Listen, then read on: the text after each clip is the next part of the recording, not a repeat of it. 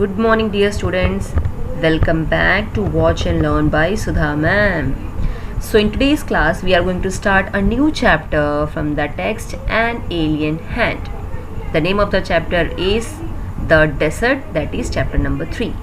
अब dessert word सुनते ही आपको आसानी से इमेजिनेशंस आपके जो हैं, जो आप अभी कर रहे हैं, वो क्लियर हो जाएगी कि डेसर्ट मीन्स ये पिक्चर मीन्स रणभूमि, रण, जहाँ पे सिर्फ रेत हो रेत होती है।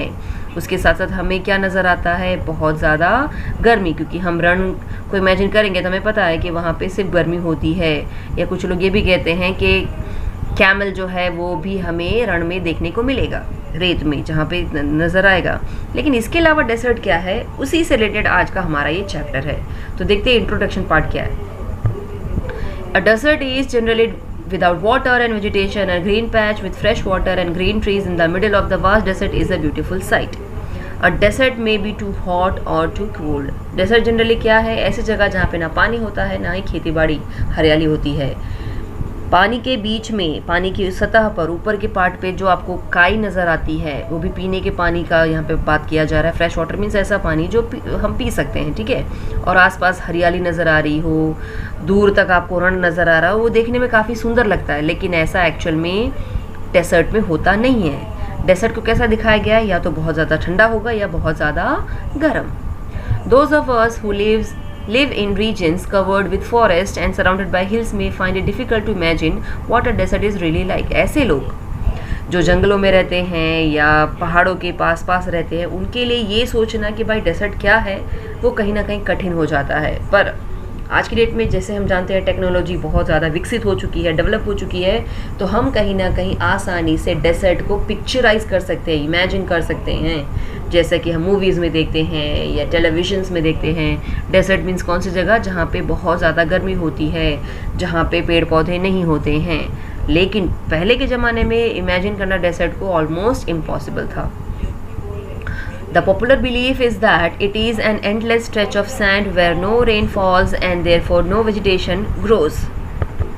इतना ही नहीं, लोगों की मान्यताएं भी ये हैं कि भाई रण जो होता है, रण एरिया जो होती है, डेसर्ट एरिया जो होती है, वहाँ पे सिर्फ क्या दिखती है? रेत, सैंड दिखती है। और जहाँ पे कभी बारिश नहीं होती और जहाँ पे कभी भी खेती बाड़ी यानी पेड़ पौधे नज़र आते नहीं हैं। It is dry, hot, waterless and without shelter, but this is not entirely correct.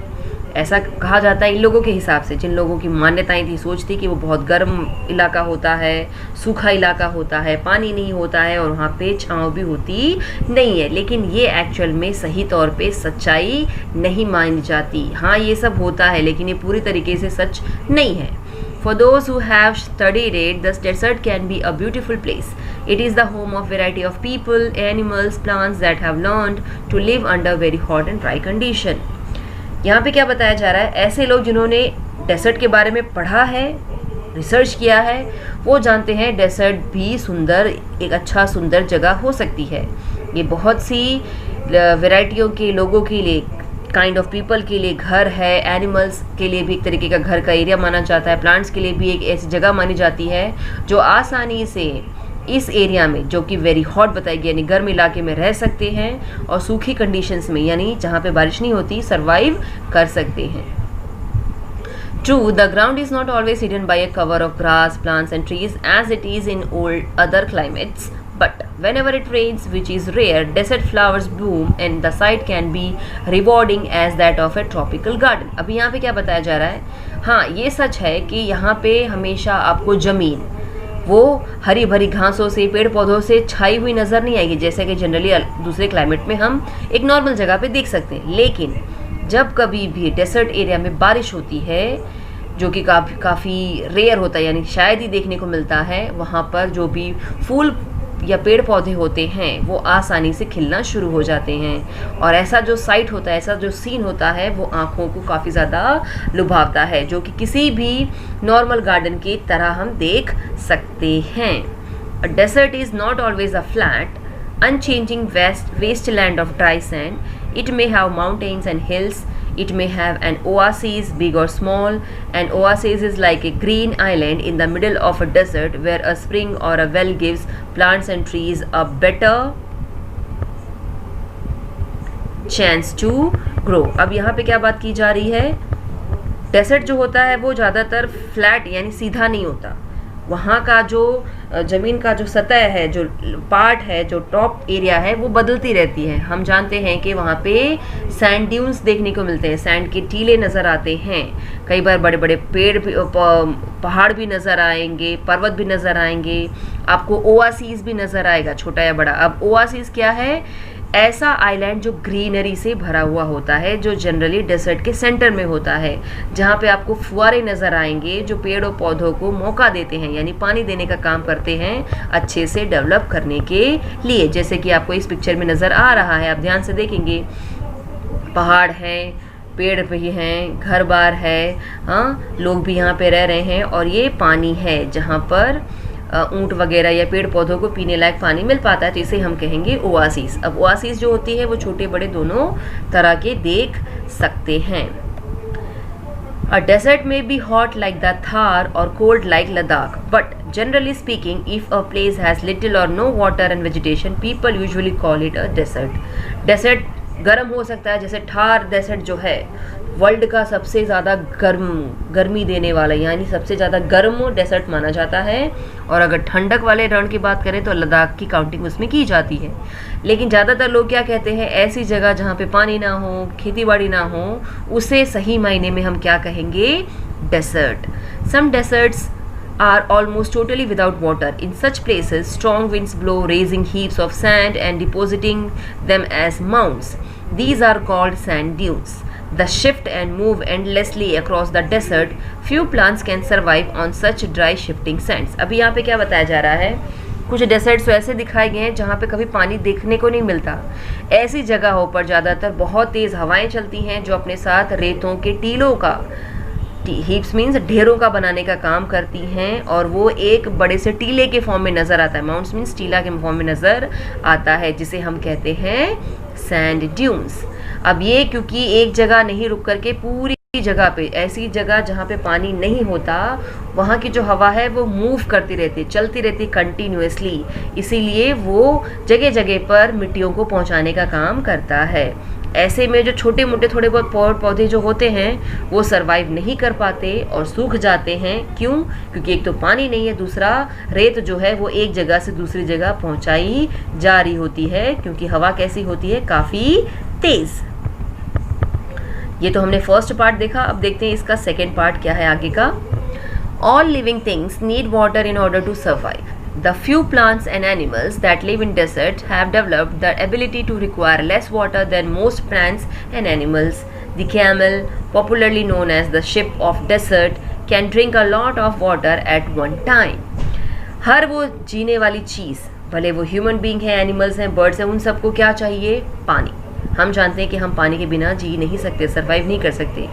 लेकिन कुछ ऐसे पेड़ पौधे हैं, कुछ ऐसे जीव हैं, जानवर हैं जो डेजर्ट में ऐसी क्षमताओं के साथ, एबिलिटी के साथ पैदा होते हैं जिनको कम पानी से भी उनका गुजारा हो जाता है। ऐसे बहुत कम पेड़ और पौधे और जानवर आपको नज़र आएंगे, जिसमें से अगर हम एनिमल की बात करें तो हम कहते हैं कैमल, जिसे हम बहुत ज़्यादा अच्छे तरीके से जानते हैं, किस नाम से? Ship of the desert. जो काफ़ी ज़्यादा पानी मिल जाता है तो वो पी लेता है और उसको स्टोर करके रखता है एक ही बार में। Camels can do without water for days together. They sweat very little. Animals में से अगर हम खास करके कैमल के बारे में बात करें तो वो कई दिनों तक बिना पानी के जी सकता है, और उसका रीज़न सबसे पहले क्या बताया जा रहा है कि उसको पसीना बहुत कम आता है। कंपैरेटिवली हम अगर हमारी बात करें, अगर हमें 1 घंटा पानी ना मिले तो हम ऑलमोस्ट कैसा फील करना शुरू कर देते हैं? अंदर से डिहाइड्रेट फील करना शुरू हो जाते हैं। क्यों? क्योंकि हमें गर्मी बहुत लगती है, राइट, और हमारा पसीना भी बहुत निकलता है, तो जो भी वाटर था हमारे बॉडी में वो स्वेट यानी पसीने के फॉर्म में बाहर आ गया। लेकिन इसके ऑपोजिट अगर हम कैमल की बात करें तो उनमें पसीना बहुत कम होता है, इसीलिए वो आसानी से ऐसे हॉट टेम्परेचर में भी सर्वाइव कर पाता है। We sweat because we must keep our body temperature constant. We sweat, then it gets hot and this cools the body. Camels can stand high body temperature. They don't need to sweat and can therefore retain the water they drink for long periods. हमें पसीना इसलिए आता है क्योंकि हम जब गर्मी महसूस करते हैं तो पसीना बाहर आता है, जो ठंडा हो करके हमारे शरीर को ठंडा रखने का काम करता है. कैमल, जिसको हम कहते हैं कि रण का वो जहाज माना जाता है, वो अपनी बॉडी को आसानी से कंट्रोल कर पाता है. उनको बहुत ज़्यादा पसीना आता है नहीं, इसीलिए उसको पानी की ज़्यादा ज़रूरत नहीं पड़ती है. इसलिए जब उसे मौका मिलता है बहुत ज़्यादा पानी पीने का, वो पानी को पी करके स्टोर कर जाता है. The smaller desert animals do not drink water. They burrow underground during the hot dry and come out at night to eat. अब यहाँ पे क्या बताया जा रहा है, छोटे मोटे डेजर्ट में रहने वाले जितने भी जानवर हैं वो पानी तो पीते ही नहीं है. वो क्या करते हैं, जो उन्होंने गड्ढा बनाया हुआ होता है, जो होल बिल बनाया हुआ होता है, उसके अंदर घुस जाते हैं जब हॉट डे आता है, और वो रात में ही खाने पीने के लिए बाहर आते हैं. इनमें किस तरीके के एनिमल्स होते हैं वो आप देख सकते हो. These are some animals. बिच्छू हो गए, लिजार्ड्स हो गए, some other types of animals हो गए. आपने चैमलियन देखा होगा. तो ये सब जो हैं वो होते हैं यहाँ पर, लेकिन वो रात में निकलते हैं, दिन में नहीं निकलते. Some of them eat other animals and get the water they need from the moisture in the meat. Others eat plants and seeds and gets the water they need from plant juices. कुछ जानवर जो हैं यहाँ पे रहने वाले, जैसे हम यहाँ पे बात करें रेप्टाइल्स की, तो ये एक दूसरे को खा लेते हैं और उनका जो फ्लैश होता है, जो मीट होता है, जो मांस होता है, उसमें से जो उनको नमी चाहिए होती है in the form of water मिल जाती है आसानी से. और कुछ ऐसे होते हैं जो हर्बीवोरस होते हैं, तो वो दूसरे पेड़ पौधों को खा लेते हैं. उससे जो जूस निकलता है उससे वो आसानी से अपने प्यास बुझा लेते हैं.